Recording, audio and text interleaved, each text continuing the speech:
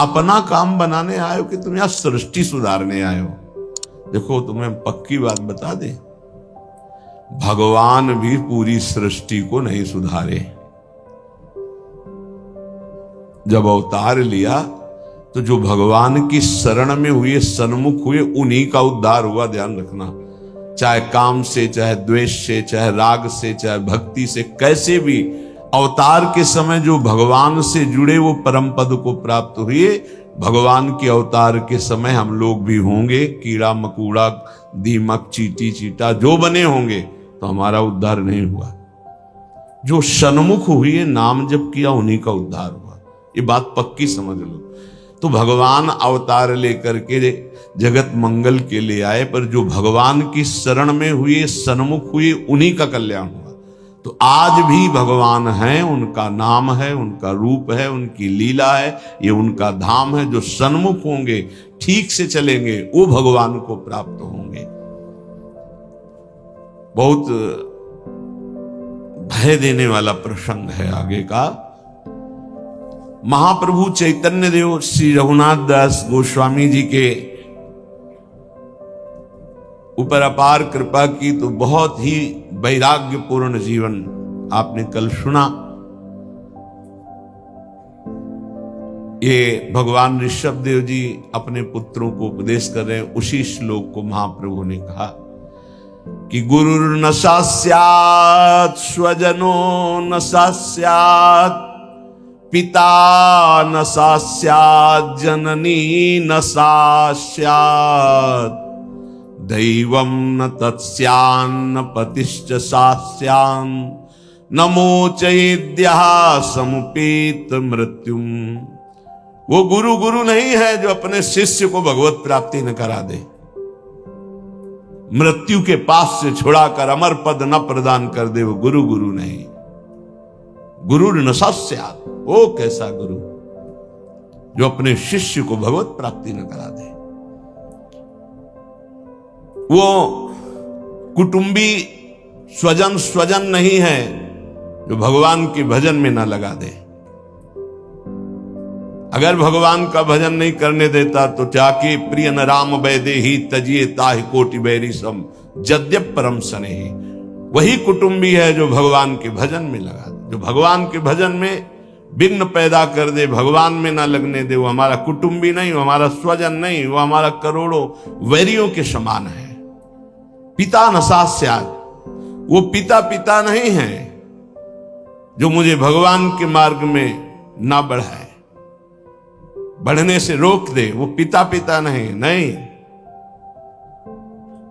ये बड़ी उत्तम उपदेश वृत्ति भगवान ईश्वर। वही पिता है जो अपने पुत्र को भगवत प्राप्ति करा दे। सास्यात् जननी, वही मां है जो भगवान के चरणारविंद में अपने पुत्र की वृत्ति बढ़ावे। लेकिन आजकल तो माता पिता बालक को वही सिखाते हैं जिससे उदर भर जाए। 3 बातें, पेट भर जाए, अच्छे कपड़े पहन लो, खूब भोग भोगने को मिले, यही शिक्षा है। इतने केवल लक्ष्य है। कह रहे सास्यात् जननी न सास्यात्, वो पिता नहीं, वो माता नहीं जो भगवान की प्राप्ति कराने का उपदेश न करे, नाम जपने का उपदेश न करे, वो नहीं है माता पिता। दैवम न तत्स्यान्न, यद्यपि दैव बड़ा माना जाता है, पर वो दैव किस काम का जो हमें भगवान का भजन ना करने दे, विमुख कर दे। और सही बतावे, दैव कुछ है ही नहीं, हमारे कर्म ही हमारे दैव हैं। मानव जीवन मिला है इस दैव दैव वाली बात को व्यर्थ कर देने के लिए। भजन करो इतना डट के, हर प्रारब्ध क्षीण हो जाए, हर कर्म भस्म हो जाए। दैव दैव आलसी पुकारा, खूब नाम जप करो। कह रहे वो पाणी ग्रहण करने वाला पति पति नहीं है जो श्री कृष्ण की प्राप्ति करने में बाधा पहुंचा दे। जो श्री कृष्ण की प्राप्ति कराने का सहयोग दे वही पति है। जो संसार से मेरे को मुक्त करेगा वही गुरु, वही पिता, वही माता, वही भाई, वही स्वजन, वही पति, वही संबंधी, अन्यथा नहीं। बहुत हृदय संभाल करके अब सुनिएगा। निष्किंचनस्य भगवद भजनोन्मुखस्य पारं परम जिगमिशोर भवसागरस्य संदर्शनम विषयिणामथ योषितांच हा हंत हंत विषभक्षणमतोप्य साधु। हे साधु विरक्त, बहुत खेद और दुख की बात कि यदि संसार रूपी समुद्र से पार जाने के लिए तुमने विरक्त भेष ले लिया, वैराग्य भेष ले लिया और विषयी पुरुषों का संग करते हो और विषयी स्त्रियों का संग करते हो, तो इससे अच्छा है कि जहर खाके अपनी शरीर की वृत्ति पूरी कर देनी चाहिए। हा हंत हंत विष भक्षण तो पिशादो। दूसरा भाव कि इससे अच्छा तो जहर है कि बहुत से बहुत शरीर ही छूटेगा, लेकिन ये विषय तो अनेक जन्मों तक तुम्हें नरक पहुंचा देगा। सचमुच सचमुच भगवान की भक्ति निष्किंचन ज्ञाननिष्ठ वैराग्यनिष्ठ जो है वही पूर्ण रूप से कर पाते हैं। जब कोई भगवान के मार्ग में चलता है तो ये 3 खाइयां होती जहां उसको माया गिराती है। पहली खाई है कंचन, वित्त तृष्णा, रुपया पैसा का संग्रह करना। ये देखा है, समझ नहीं पाया जाता और धोखा हो जाता है। थोड़े थोड़े रुपया संचय करते हुए पधार गए, वो रुपए विषयी पुरुषों ने प्रयोग किए। बड़े बड़े चरित्र देखे हैं, स्वयं कभी खर्चा नहीं किया, संतों की सेवा में नहीं लगाया, समाज की सेवा में नहीं लगाया, बड़े बड़े बॉक्सों में बंद करके रख के और पधार कर चले गए। बाद में उनके परिवार के जनों ने अधिकार कर लिया। बहुत बड़ी गलती। साधु को कभी भी अपने नाम पैसा नहीं रखना चाहिए, ये लिख लीजिए। गुरु के द्वारा सेवित हो या इष्ट के द्वारा सेवित हो, अन मांगे आगे आवे गो। स्वामी जी महाराज कह रहे, स्वामी हरिदास जी, बिल्कुल ऐसा न सोचे कि मैं इतने लाख जमा कर लूं तो पूरे जीवन आराम से खाऊंगा। तो प्रभु का भरोसा नहीं लक्ष्मीपति का कि जिस समय जरूरत होगी बिना दस्तखत के तुम्हारे पास आ जाएगा। जैसे बैंक में जाओ दस्तखत करो फिर पैसा मिलता है, यहां दस्तखत की भी जरूरत नहीं, ठीक समय पर वो वस्तु पहले से आ जाएगी, पक्का समझ लीजिए। फिर इसके बाद है कामिनी।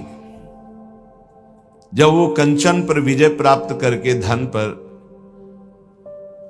अब इन बातों को थोड़ा नाटक रूप में ले लिया जाता है। एक परमहंस जी हमें मिले यमुना के किनारे, बड़े ही वीतराग ब्रह्मलीन महापुरुष। तो जिस आश्रम में हम थे वो यमुना के पावन पुलिन पर था। ये बात है बिंदौर, जब भ्रमण करते थे तब की बात। उस पार इछावर है, इस पार बिंदौर। तो जिस आश्रम में रुके थे सब, तो उनसे प्रार्थना की कि स्वामी जी आप रुक जाइए एक रात्रि, वो भी संभाषण दर्शन का सौभाग्य मिलेगा। बड़े ही महापुरुष, छांदोग्य उपनिषद पास, बस लंगोटी इतना अचला, एक छड़ी, क्या ब्रह्म मूर्ति तेजो में। स्वीकार कर लिया। तो तखत में गद्दा बिछाकर वैसे ऊपर वस्त्र, उनका नहीं नारायण, हम ऐसी जगह बैठते हैं जहां कोई उतार न सके। बोरा बिछाइए, बोरा में। उनको स्वामी जी आपके लिए नहीं, ये यहाँ की मर्यादा, संतों की मर्यादा पर ये गद्दा, ये इसके ऊपर पलंग पोष, ये संतों की मर्यादा नहीं होती। बेटा जमीन में बिछाओ। ऐसे एक एक चेष्टाएं उनकी थी कि थप्पड़ की तरह पड़ती थी। तो उनका महाराज, यहाँ के महंत कौन है, तुम हो? उनका नहीं महाराज जी, हम तो यहाँ विचरण करते हैं। अच्छा अच्छा अच्छा, यहाँ के महंत को हमको बाहर गए हुए हैं, पर महाराज जी वो भी बहुत त्यागी, पैसा नहीं लेते, पैसा नहीं लेते। इतनी जोर बालवत हंसे कस के, बोले आश्रम उन्हीं का है? जी पैसा नहीं लेते? नहीं। तो ये कैसे चलता है? तुमका जब वो जाते हैं और कोई दक्षिणा देता है तो ऐसे अचला में बंधवा, फिर तो जो हंसे के आपसे अचला में बंधवा लेते, पैसा लेते नहीं। क्या यार, तो लोग का क्या नारायण तुम भी विनोद करते हो, ये है क्या? तुमका सही महाराज जी छू बोले, जब यहाँ आते तब तो उनका जो सेवा में रहते हो खोल लेते हो, फिर ऐसे कान का बेटा इसे त्याग नहीं कहते, इसे त्याग। उसी दिन उनके साथ कई दिन 60 किलोमीटर एक सांस में चलते थे, हमारी तो हालत खराब हो गई, पीछे भागते हुए। हमको स्वामी जी 3 दिन के आगे चौथे दिन नहीं चल पाए, ब्रह्माकार वृत्ति लिए कमंडल 60 किलोमीटर तक चल, न खाना न पीना न कोई बोल दे स्वामी जी कुछ पालो तो पाले, नहीं बोले तो एकदम पुष्ट। क्या उनका स्वरूप उन्होंने मतलब, जो 3 दिन साथ रहे, तो वैराग्य क्या क्या स्वरूप है, स्वरूप का क्या बोध है, कैसी अद्भुत उनकी ज्ञान निष्ठा, कैसे महापुरुषों का अगर एक क्षण भी संग मिल जाए तो जीवन का रंग बदल जाता है। 1 रुपया पास रहे और कभी भी किसी नगर में भिक्षावृत्ति नहीं करना, आकाश वृत्ति से जहां चल रहे हैं वही औकात, भारत की समस्त नदियों की 2-2 बार परिक्रमा हो गई, ऐसे महापुरुष। तो कंचन और कामिनी, कामिनी का तात्पर्य हर इंद्रिय संयोग से है और विशेषतर जनेन्द्रिय के संयोग से है। जब साधक क्रॉस करना चाहता है माया को, कंचन को क्रॉस कर गया, तो फिर कामिनी का आकर्षण, जिस कोटि का महात्मा होता है, साधक होता है, जिस कोटि का, अगर वो मृत्यु लोक की किसी कामिनी से परास्त हो सकता है तो उसे भेज दिया जाएगा, नहीं तो फिर स्वर्गलोक, और नहीं तो फिर ब्रह्मलोक। और जब यहां से लेकर ब्रह्मलोक तक के भोग उसे परास्त नहीं कर पाते, तब रिद्धियां सिद्धियां, इसके बाद भगवत प्राप्ति। एक परीक्षा का क्रम है।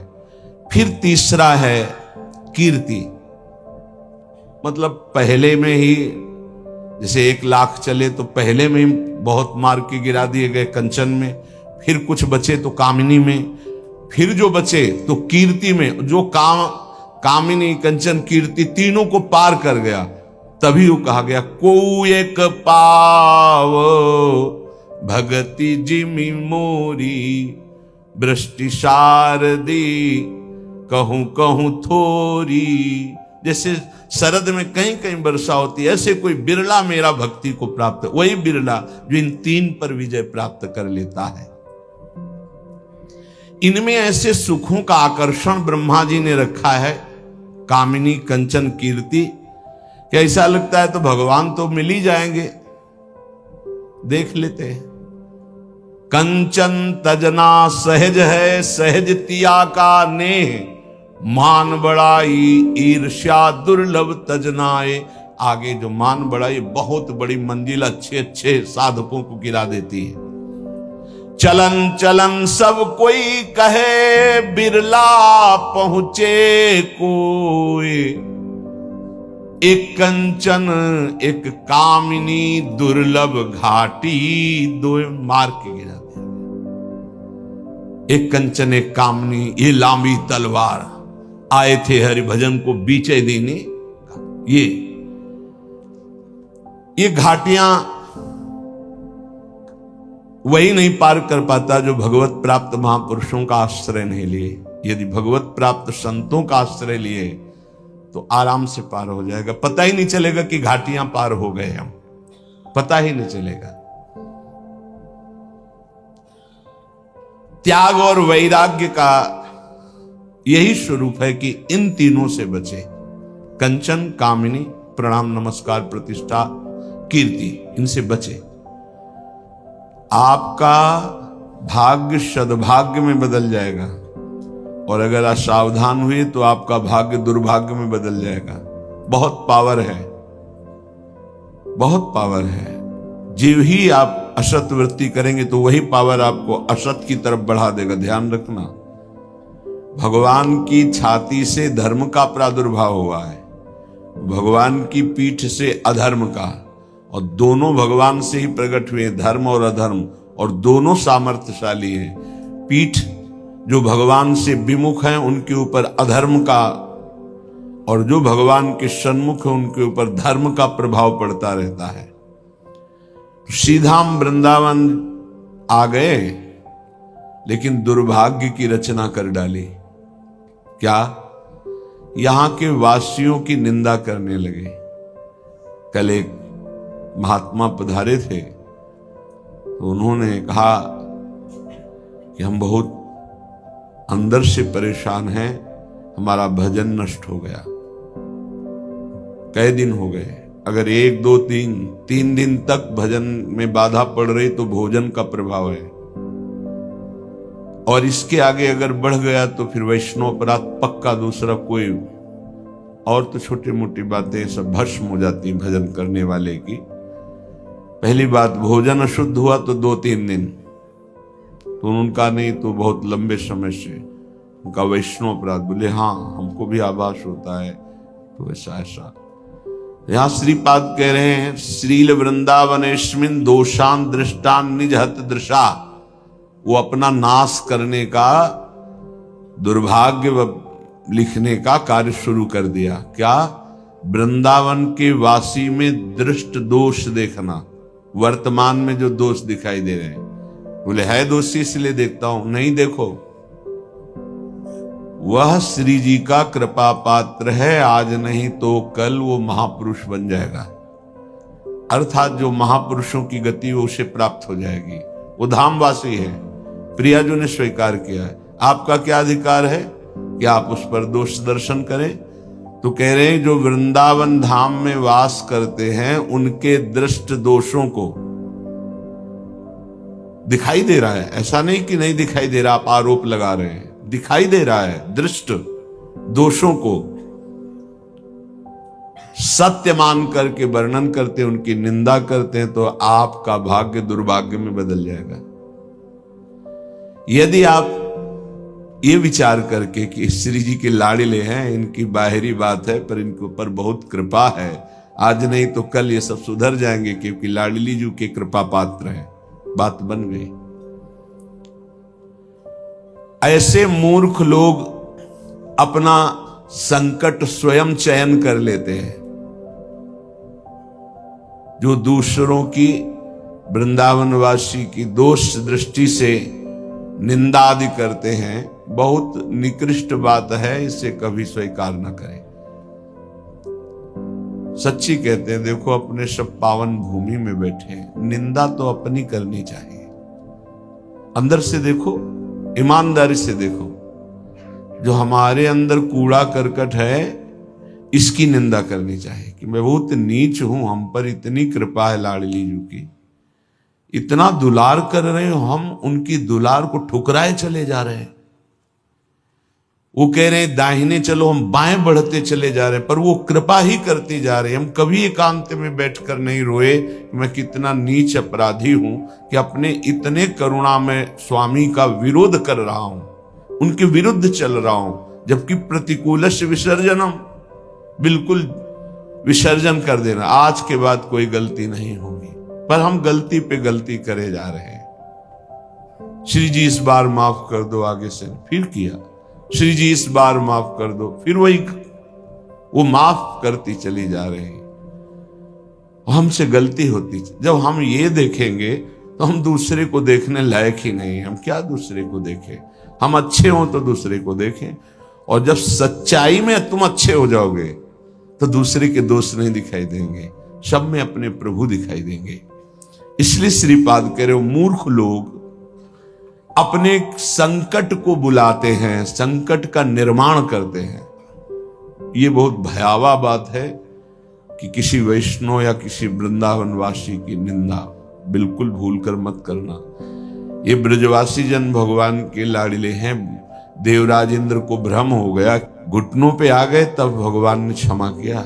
जाओ, त्रिभुवनपति घुटनों पे बैठे थे इसी रज में, ये जो गोविंद कुंड है ना, घुटनों के पर थे, नाथ क्षमा कर दो, जाओ। ऐसा अहंकार मत करो कि तुम्हारे द्वारा पूरी सृष्टि चल रही है, ये ब्रजवासी हमारे प्राण हैं, अगर इनको कोई संकट तो फिर हम उसको महासंकट में डाल देंगे। हमारे ब्रजवासियों को कोई ना छेड़े। भगवान कह रहे मेरे प्राण हैं ब्रजवासी जन। देवराज इंद्र से ज्यादा नाराज नहीं हुए। कारण जानते हो? किया तो उपद्रव ब्रजवासियों को पीड़ा देने का, लेकिन सब ब्रजवासी एक साथ बैठ कर दिए ना, तो लालजू ने थोड़ा तो उन पर शासन किया, फिर कृपा कर दी, लेकिन ब्रह्मा जी के ऊपर कृपा नहीं की, क्योंकि अलग कर दिया। ये उपद्रव किए पर सबको इकट्ठा कर दिए, इसलिए ज्यादा इनको पढ़ के देख लेना, ज्यादा नहीं, बस इतना कहा तुम देवराज हो, सतोगुणी हो, अहंकार मत किया करो। लेकिन ब्रह्मा जी तो कांप के चले ही गए, भगवान मुस्कुराए नहीं। क्यों? ब्रजवासियों को अलग कर दिया। तुम ब्रह्मलोक में मायामयी सैया पे सुला दिया, हमारे प्राण प्यारे ब्रजवासियों का अपराध करते हो। तो आज तक ब्रह्मा जी का प्रवेश नहीं ब्रज में, बात समझ लो। वो मूर्ख हैं जो वृंदावन या ब्रजवासी जो वास कर रहे हैं उनके प्रति दोष दृष्टि करें। 12 वर्ष में तो सिद्ध हो जाता है, 21 वर्ष में क्यों नहीं परिवर्तन हुआ? जी गलती। तो जब हमारी गलती, तो हम दूसरों को क्यों दोष दर्शन करने वाली वृत्ति से देख करके निंदा करें, उनका अपमान करें? हमारे अंदर खुद इतनी ये गलत है, तो तुम क्या कर रहे हो? तुम भी तो गलत हो जो दूसरों का दोष दर्शन कर रहे हो। परमार्थ कहता है किसी के भी ना दोष देखने ना गुण देखने, सब में भगवत भाव देखना। संसारी पुरुष क्रिया देखता है, परमार्थ का पथिक कारण देखता है। कारण श्री हरिवंश बनम, क्रिया नहीं देखता है। क्रिया देखने वाला संसारी होता है। श्रीपाद कह रहे वो मूर्ख लोग संकट की स्वयं रचना कर देते हैं। अच्छा, ये कोई पाप नहीं है कि क्षय हो जाएगा तो आप मुक्त हो जाएंगे। ये अपराध है, वैष्णव अपराध। ये तभी क्षय होगा जिस वैष्णव से अपराध मना है उससे क्षमा याचना हो जाए, नहीं तो, या फिर आपको पता नहीं तो गुरुदेव क्षमा कर दे, जाओ कोई अपराध नहीं। तो अखंड मंडलाकारम व्याप्तम चराचरम, गुरुदेव सब में व्याप्त है, हर अपराध क्षमा कर सकते हैं वो। गुरुदेव अगर कह दे जाओ कोई अपराध नहीं, तो कोई अपराध नहीं। गुरु महिमा बहुत बड़ी है। मंत्र मूलम गुरु वाक्यम, मोक्ष मूलम गुरु कृपा। हर अपराध से मुक्ति के लिए गुरुदेव है। गुरुदेव मुझे पता नहीं क्या अपराध बन गया, लेकिन है कोई अपराध, क्षमा कर दो। उन्होंने कहा जाओ कोई अपराध नहीं, तो पूरी सृष्टि का अपराध क्षमा हो जाएगा। गुरुदेव में ऐसी सामर्थ्य, वो भगवान का साक्षात कृपा वपु है। कभी किसी को ऐसा महसूस हो तो अपने गुरुदेव भगवान से क्षमा मांग ले। अगर नहीं पता चलता कि किस वैष्णव का अपराध बना है तो गुरुदेव से क्षमा मांग ले। श्रीपाद कह रहे हैं ऐसे व्यक्ति हमारे चाहे प्राण संकट में पड़े हो, कभी समीप ना आवे, मैं इनका दर्शन न करूं और इनका संभाषण न सुनूं। जो संतों की, ब्रजवासियों की, वैष्णव की, भगवत भक्तों की निंदा करते हैं, ऐसे लोग हमारी दृष्टि में ना आवे, कभी हमारे कान में इनकी आवाज ना पड़े, और कभी प्राण संकट होने पर भी मैं इनकी सेवा स्वीकार ना करूं। क्योंकि ऐसे लोगों का विषय सेवन करना, दिया हुआ भोजन पाना, या उनके पास बैठना, या उनकी दर्शन करना, इस सारे साधन को हास्यास्पद बना देते हैं। उपहास योग, अर्थात कुछ नहीं रह जाता जो ऐसे लोगों का संग करता है। अपराध नहीं, निंदा नहीं होनी चाहिए, बहुत सावधान। पूज्य श्री चंद्रशेखर बाबा जी महाराज वो कहते थे कि ब्रजरज, ब्रजलता और ब्रजवासी, इन तीन से श्रद्धा बिगड़ गई तो बात तुम्हारी बनेगी नहीं। उनके श्रीमुख के शब्द थे कि तुम रेगिस्तान में वास कर लो तो तुम्हारा कल्याण हो सकता है, लेकिन ब्रजवासी, ब्रजरज, ब्रजलता, इनका अपमान अपराध करोगे तो वृंदावन में तुम्हारा कल्याण होने वाला नहीं है। वो डायरी में लिखा हुआ पूज्य चंद्रशेखर बाबा जी महाराज, वे भी 25 वर्ष पहले की बात, प्रारंभ में ही दर्शन के लिए। तो यहां श्रीपाद कह रहे हैं ऐसे मूर्ख लोग अपने संकट का स्वयं निर्माण कर लेते हैं। किसी भी विषय में क्यों ना हो, जो वृंदावन वासियों की निंदा करते हैं उनका मैं दर्शन न करूं, कभी संभाषण न करूं, कभी दिया हुआ कोई पदार्थ या विषय सेवन न करूं। उपासक को और भरोसा धन का मत करो, प्रभु का करो। वैसे भी गांव में संतों की बातें कहते थे कि बिन मांगे जो कुछ मिले उसे दूध समझानो, मांगे जो मिले उसे पानी समझानो, और जो छल कपट से छीना जाए उसे विष रक्त के समान समझो। जो महापुरुषों का आश्रय लिए उसे धन का आश्रय लेना बड़ा दुखदाई हो जाता है। भगवद आश्रित हो, संत आश्रित हो, धन का आश्रय उसकी सदगति में बाधा पहुंचा देगा। धन का आश्रय उसकी सदगति में बाधा पहुंचा देगा। जिनको कोई आश्रय नहीं है, भगवान का भी भरोसा नहीं, लेकिन उनके परिवार का कोई भगवान से जुड़ा तो उसका कल्याण हो जाएगा। लेकिन अगर धन का आश्रय तो आपके कल्याण में बाधा पड़ जाएगी। बस ये आंतरिक विषय। यदि विषयी पुरुष है और वो धन का उपभोग करके आह्लादित होता है तो ज्यादा निंदनीय नहीं है। लेकिन वैरागी पुरुष है और धन का आश्रय लेकर आनंदित हो रहा है, बोले निंदनीय बात है। क्योंकि जीवन मुक्त अवस्था में भगवत प्राप्ति में सबसे बड़ी बाधा उसका बैंक बैलेंस बन जाएगा। मरते समय वही वृत्ति रहेगी, इतना है, इतना है, वही चिंतन चला जाएगा। क्योंकि आश्रय तुमने जीवन में धन का रखा है। प्रेम रूपी धन प्राप्ति के लिए जो विरक्त है, जो भगवत मार्ग का पथिक है या जो वैष्णव है, उसकी उदर पूर्ति, वस्त्र और देखभाल ये सब भगवान के द्वारा होती है।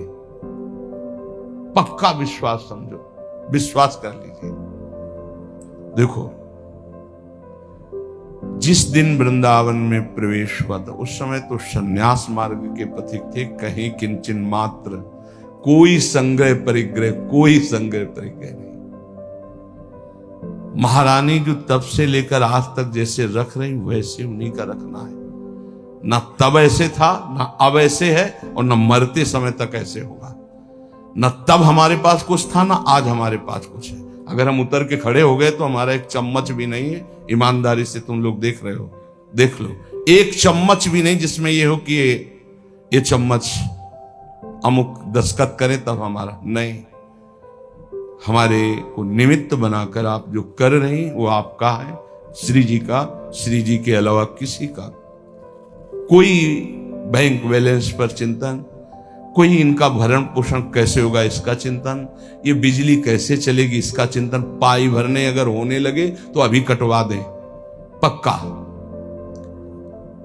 ना तुम भूखे रह रहे हो, ना ये कट रही है, ना कोई मांग रहे हो, ना कोई दान पेटी, ना कोई छुप छुपा के किसी भी तरह की फीस। अगर किसी को ऐसा धोखेबाजी मिले तो प्रार्थना जरूर हमें सूचना दीजिए, क्योंकि हम हर समय उपस्थित नहीं रहते प्रगट में। अगर किसी को चालबाजी मिले, कि वैसे तो हमें विश्वास है कि हमारे श्री जी का शरणागत कभी ऐसा नहीं कर सकता। कोई बाहरी कोई धोखेबाज हो तो हम नहीं कह सकते, पर अगर इस श्री जी की सीमा के अंतर्गत कभी कोई तुमसे फीस मांगे, कभी किसी भी तरह की कोई बात करे, वो हमारा शत्रु पक्ष होगा, हमारे विरुद्ध आचरण करने वाला होगा। वो ना हमारा मित्र है, ना हमारा शिष्य है, ना हमारा श्री जी का शरणागत है। अगर कोई ऐसा कार्य करता है तो हमारे विरुद्ध, हमारे श्री जी के विरुद्ध आचरण करने वाला है। कभी किसी को ऐसा संकेत मिले तो जरूर सूचना देना कि अमुक जगह हमसे यहां मांगी गई धनराशि, अमुक जगह हमसे इसकी फीस मांगी गई, कभी हमें बता देना। यह हमारा सिद्धांत है स्वामिनी जी का, ऐसे नहीं। अखिल कोटि ब्रह्मांड नायक जहां झुकते हैं उनके हम दास हैं। वो चाहे हमें उपवास में रखें, रखा जैसे तो कभी मांगा थोड़ी, आज ऐसे रख रहे हैं तो इस बात की जय जयकार थोड़ी कि आप ऐसे रख रहे हो। इसके लिए हम जय जयकार करेंगे। जय जयकार हम पहले भी करते थे, आज भी करते हैं, इसको लेके नहीं करते। तो उपासक का धन है श्री जी, श्री कृष्ण प्रेम, अंगरक्षा, उदर पूर्ति, वस्त्र धारण करना, आवश्यकता, औषधि, ये सब उनकी जिम्मेवारी है। जिनकी शरण में तुम्हें क्या चिंता करनी। सच्ची कहते हो, कदम कदम पर दिखाई देता है। अगर अल्ट्रासाउंड की बात आई थी तो उसकी भी व्यवस्था नहीं थी, तो डायलिसिस कैसे होता। कैसी उनकी लीला, कैसा उनका। ये भी भिक्षा से हो रहा है डायलिसिस, ये किसी व्यक्ति का नहीं कि अमुक नहीं। विश्व ऐसे हैं जो हर महीने में कुछ चंद और उसी से डायलिसिस, भिक्षावृत्ति से जो शिष्य कुछ ऐसे हैं वो ऐसे देते हैं, वो भी कोई 2000 कोई 5000 ऐसे प्रति महीने। आवश्यकता की पूर्ति स्वयं प्रभु करते हैं, स्वयं प्रभु करते पक्का। तुम्हें चिंता नहीं करनी, तुम्हें सिर्फ देखना है। यहां आदेश कर रहे हैं कि विरक्त जो भगवद आश्रित, उसकी उदर पूर्ति, उसकी अंग रक्षा, शब्द याद कर लो, उदर पूर्ति, अंग रक्षा, साधारण वस्त्रों का, साधारण शब्द वस्त्रों का पहनना, और जो आवश्यकता है औषधि आदि, ये सब जिम्मेवारी इष्ट की है, इष्ट की। तुम्हें बिल्कुल चिंता नहीं करनी, जिस समय जैसा वैसा आपको। लेकिन जो धन का स्वयं संग्रह कर लेता है कि हमारे काम आएगा, भगवद आश्रय खत्म हो जाता है। ध्यान रखना, अंदर की बात है। जहां तुम्हारा आश्रय रहेगा उसी का चिंतन होगा, वही तुम्हारी गति बनेगी। इसलिए उपासक को चाहिए कि घृणा बुद्धि रखे धन के प्रति नहीं। जब जो आवश्यकता होगी, बिल्कुल जैसे रुपया होता है ना, तो प्रिय बुद्धि नहीं दिखाई देती, वहां जमा हो रहा है, जहां का है वहीं। एक किस जो पहला नोट निकले उसमें लिख दो, फिर भारत में देखो कितनी जगह वो जाता है, कितने लोग उसको अपना मानते हैं, और किसी का नहीं होता है। जब मर के चला जाए किसी का नहीं होता है, वो वहीं रहता है जहां रचना हुई उसकी, भारत सरकार के अंतर्गत ही रहेगा। वो तो तुम भारत के ही ना।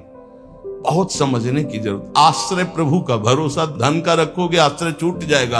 अपबल, तपबल और बाहुबल, चौथो बल है दाम। सूर्य किशोर कृपा तिहारे को हरि नाम।